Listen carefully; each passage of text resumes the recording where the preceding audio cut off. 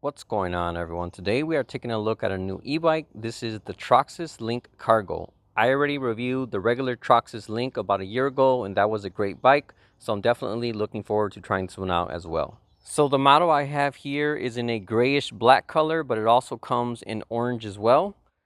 What I love about Troxus bikes, a lot of their models have glossy paint, which is not something you see very often with e-bikes. A lot of them just have a matte finish because I guess it's just cheaper and easier to do. But the bikes definitely look a lot better when they have a glossy finish.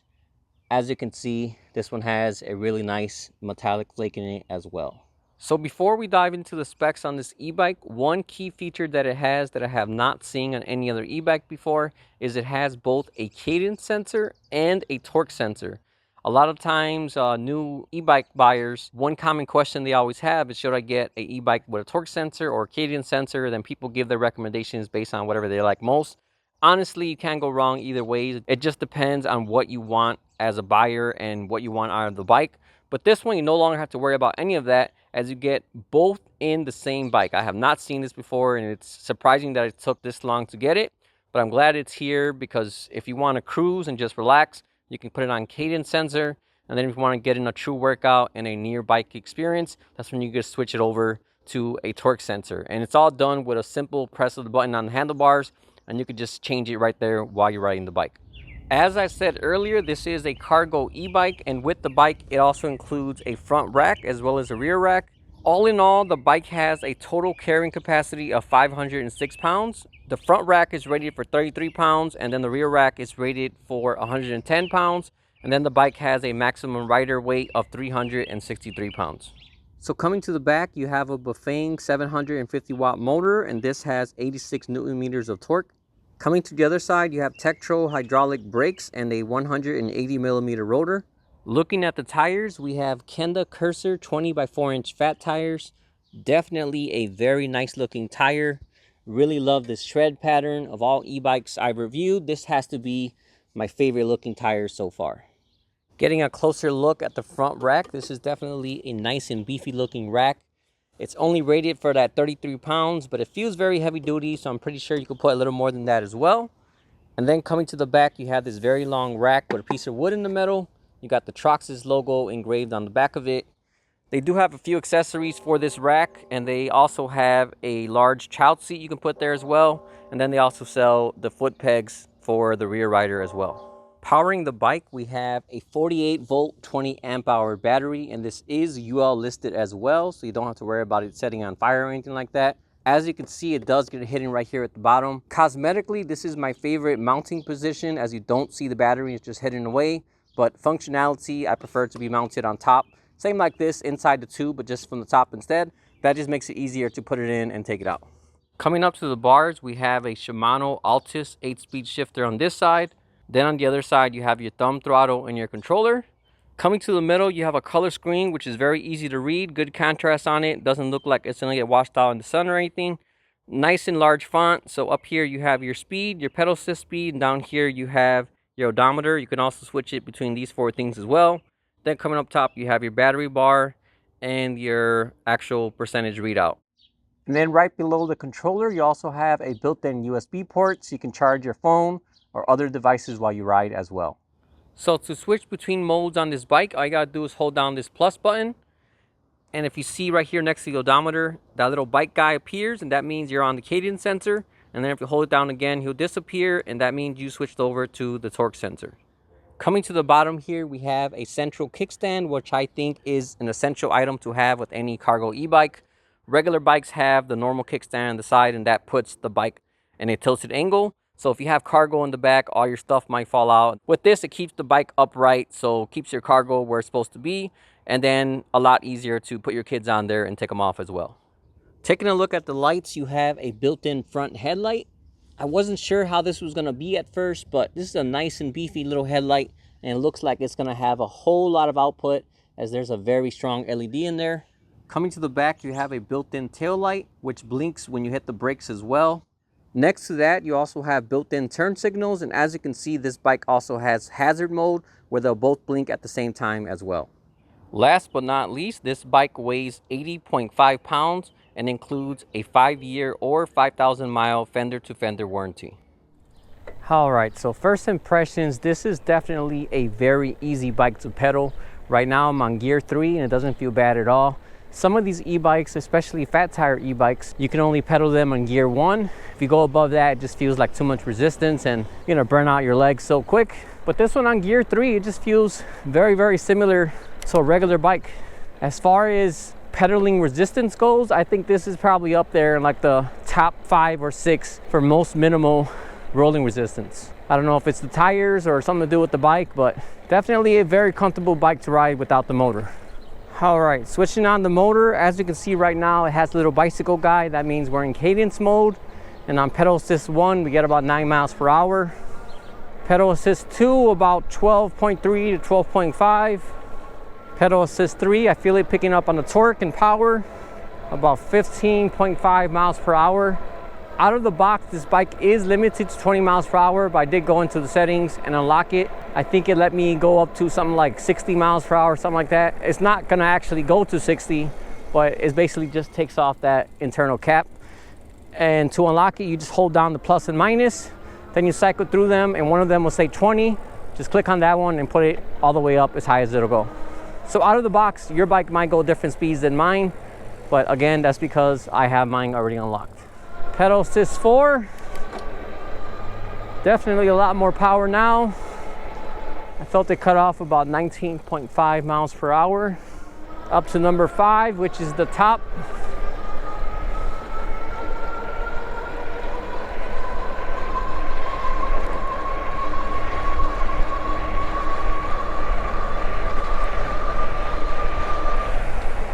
All right, I was pedaling pretty fast and I got it up to 27.1 was the most I think I saw.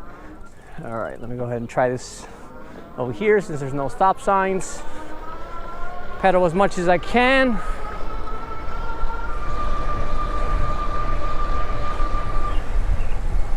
Whew. Oh man, a little too much pedaling there and burnt out. I got about 27.2.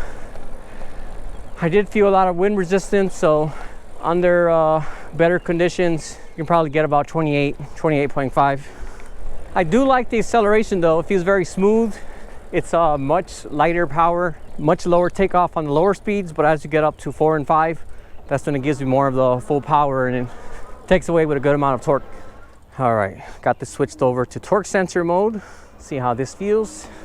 So if you're not aware of what a torque sensor does or how it works, basically it's a variable readout instead of a fixed readout. So with cadence sensor, if you just rotate the pedals, it turns on the motor.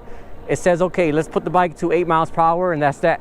But if you have a torque sensor, it detects if you're putting light power, then it'll give you light assistance.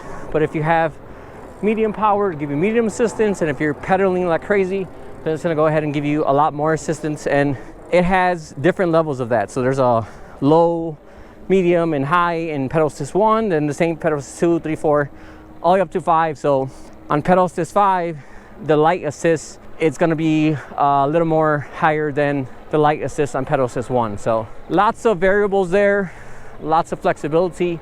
Overall, torque sensor is gonna give you more of an experience comparable to a regular bike, except with power assistance.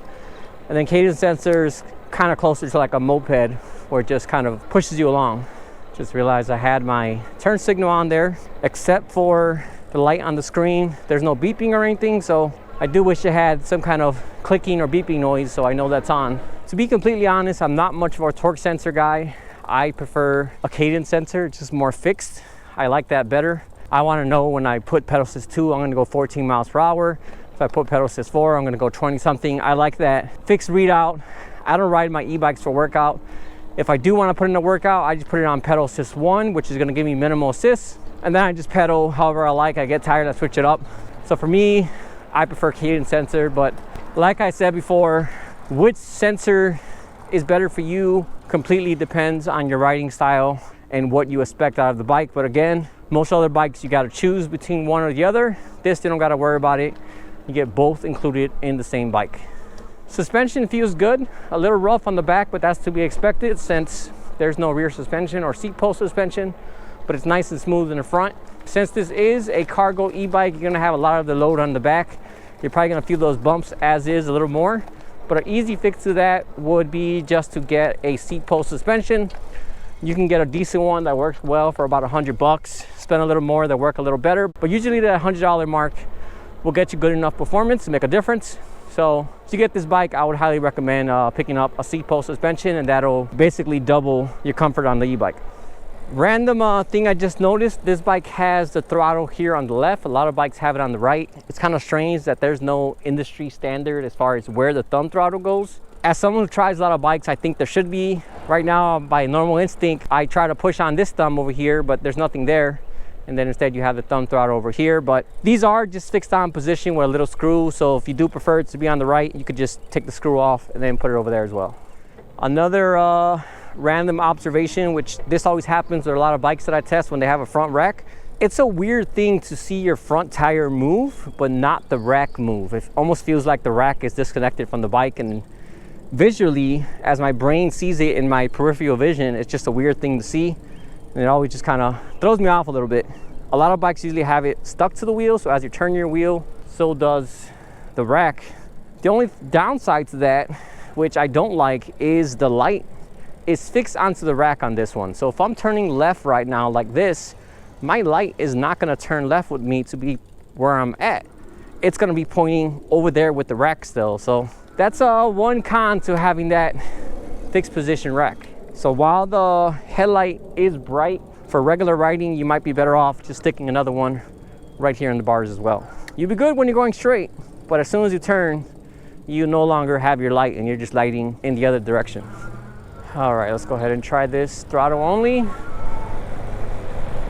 All right, so I felt it let off right there at 19.8.